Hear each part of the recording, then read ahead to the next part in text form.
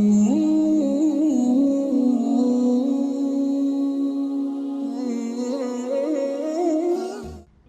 Rahmanir Rahim. Assalamu alaikum wa rahmatullahi wa barakatuh. Alhamdulillahi rabbil alamin. Wassalatu wassalamu ala ashrafil anbiya'i wal mursalin wa ala alihi wa sahbihi ghurri mayamin. Amma ba'd. Langu jina naitwa Ustadh Maalim Ibn Umar.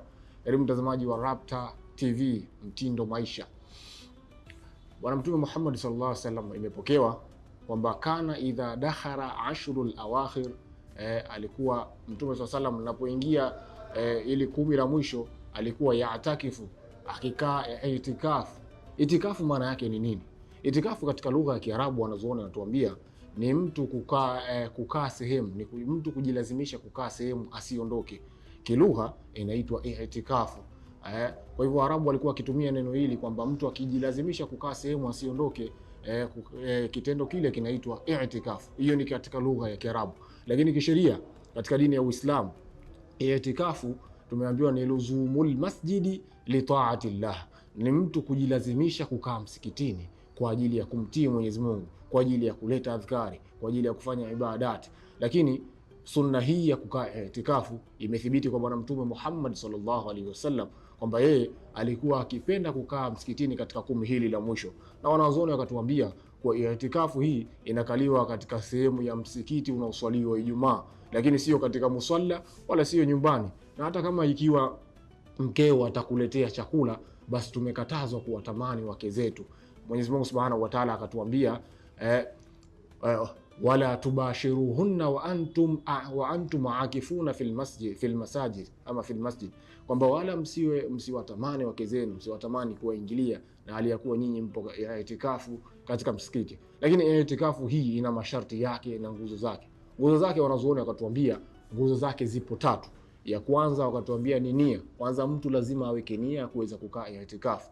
Lakini nguzo ya pili wakatuambia ni kuwa mtu ajilazimishe, ni ile al-lubthu fil masjid, ni kukaa msikitini kwa ajili ya kufanya ibada. Baada ya kuweka nia sasa, nguzo ya kwanza. Ni ya pili uweke ukusudie sasa kufanya ile ibada katika msikiti. Lakini ya 3 wakasema ni mtu yule anayefanya hiyo ibada awe ni mtu mwenye akili, kwa maana baligh aqil, mwenye akili, na awe ni Muislamu wa sawa sawa. Kwa hivyo nguzo zake hizi ni 3, lakini masharti tukatajiwa kuwa yapo masharti 5. Na masharti ya kukaa itikafu ni 5 kama walivyotuambia wanazuoni kwamba sharti la kwanza ni kwanza awe mtu ni Muislamu, lakini awe ni mwenye akili baligh, kwa maana amefikia ule umri wa kubaligh, mwenye akili. Lakini sharti la 3 wakatuambia kwanza lazima awe ni ameepukana na uchafu, awe ni tahara, kwa maana ameepukana na janaba kwa mwanamume na mwanamke, lakini pia ameepukana na nifasi ama hedhi kwa mwanamke.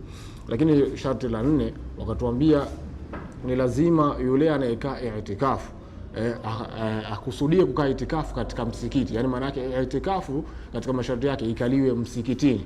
Sharti la 5 tukaambiwa ni ania, ni kuweka nia. Kwa hivyo masharti haya yanatuonyesha kuwa itikafu ni jambo kubwa. Itikafu ni sunna ya Bwana Mtume Muhammad sallallahu alaihi wasallam ambaye alikuwa akipenda kuifanya katika 10 hili la mwisho ili kujikurubisha na Mwenyezi Mungu Subhanahu wa Ta'ala. Na hivyo anatutaka sisi ummati wake, ummati Muhammad sallallahu alaihi wasallam, tuweze kukaa itikafu kwa ajili ya kujikurubisha, kujipendekeza kwa Mwenyezi Mungu Subhanahu wa Ta'ala, ili tuweze kupata rehema zake kupitia mwezi huu mtukufu wa Ramadhani. Kwa hiyo ndugu yangu, Mwenyezi Mungu tumuombe atujalie tu ni miongoni mwa waja wake wenye kusikiliza maneno, lakini pia wenye kuyafuata yaliyokuwa mazuri. Wabillahi tawfiq wa hadha. Assalamu alaikum wa rahmatullahi wa barakatuh.